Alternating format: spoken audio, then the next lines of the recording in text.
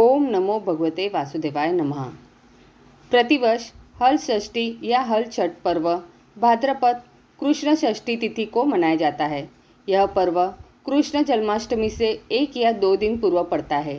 धर्मशास्त्रों के अनुसार इसी दिन भगवान श्री कृष्ण के बड़े भ्राता श्री बलराम का जन्म हुआ था।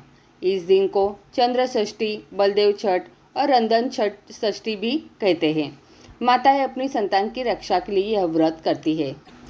द्वापर युग में भगवान बलराम सृजन के देवता थे। हल षष्ठी अथवा हल छठ कृष्ण के बड़े भाई और भगवान विष्णु के अवतार भगवान बलराम के जन्म दिवस के रूप में मनाया जाता है।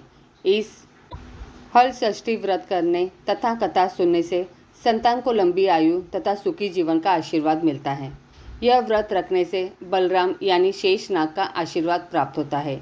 यह व्रत रखने से संतान बलराम की तरह ही बलशाली होता है।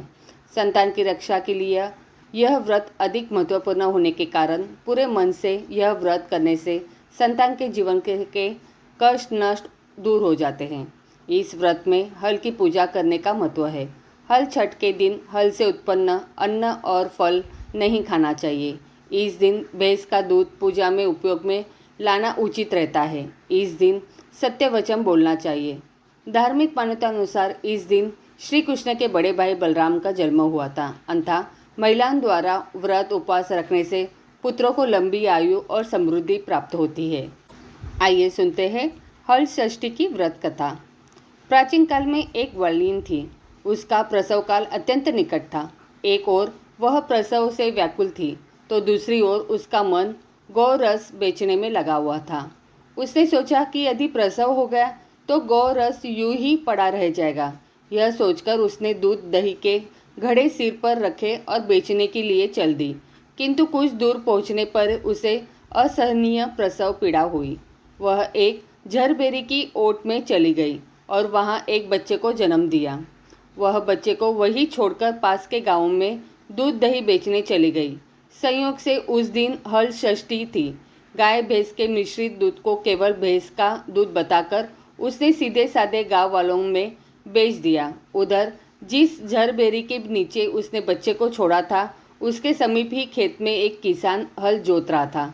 अचानक उसके बैल भड़क उठे और फल का फल शरीर में घुसने से वह बालक मर गया। इस घटना से किसान बहुत दुखी हुआ। फिर भी उसने हिम्मत और धैर्य से काम लिया। उसने झरबेरी के कांटों से ही बच्चे के चिरे हुए पेट में टाके लगाए और उसे वही छोड़कर चला गया। कुछ देर बाद ग्वालिन दूध बेचकर वहां आ पहुंची। बच्चे की ऐसी दशा देखकर उसे समझते देर नहीं लगी कि यह सब उसके पाप की सजा है। वह सोचने लगी कि यदि मैंने झूठ बोलकर गाय का दूध न बेचा होता और गांव की स्त्रियों का धर्म भ्रष्ट न किया होता तो मेरे बच्चे की यह दशा न होती। अतः मुझे लौटकर सब बातें गांव वालों को बताकर प्रायश्चित करना चाहिए। ऐसा निश्चय कर वह उस गांव में पहुंची जहां उसने दूध दही बेचा था। वह गली गली घूमकर अपनी करतूत और उसके फलस्वरूप मिले दंड का बखान करने लगी। तब स्त्रियों ने स्वधर्म रक्षार्थ और उस पर रहम खाकर उसे क्षमा कर दिया और आशीर्वाद दिया।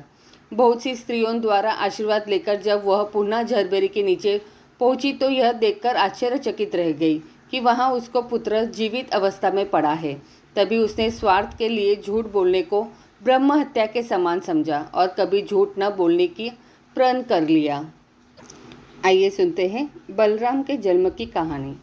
द्वापर युग में कंस के अत्याचार चरम सीमा पर थे। वह एक एक कर वासुदेव देवकी के 6 पुत्रों का वध कर चुका था। तब भगवान श्री हरि विष्णु ने अपने अंश शेषनाग जी को देवकी के गर्भ में 7वें पुत्र के रूप में विराजमान किया और माँ योग माया को आदेश दिया कि मेरा अंश देवकी के गर्भ में स्थित है, उसे वहां से निकालकर गोकुल में नंद बाबा के घर में निवास कर रही है। वासुदेव की दूसरी पत्नी रोहिणी के गर्भ में प्रतिस्थापित करो।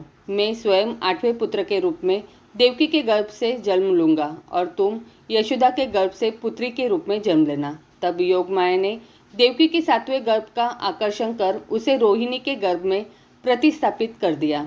उस समय वासुदेव देवकी और कंस सहित सभी की जानकारी में देवकी के 7वें गर्भ का गर्भपात हो गया था, किंतु वास्तव में वह श्री हरि की कृपा से रोहिणी के गर्भ में प्रतिस्थापित हो चुका था, जो बलराम के रूप में माता रोहिणी का पुत्र बना। इस तरह रोहिणी के गर्भ से भाद्रपद मास की कृष्ण पक्ष की षष्ठी तिथि को यदुकुल के चंद्रवंश में बलराम जी का जन्म हुआ। बलराम जी की जन्म तिथि को हर षष्ठी, हर छठ आदि नामों से जाना जाता है। तो बोलो प्रेम से राधे राधे।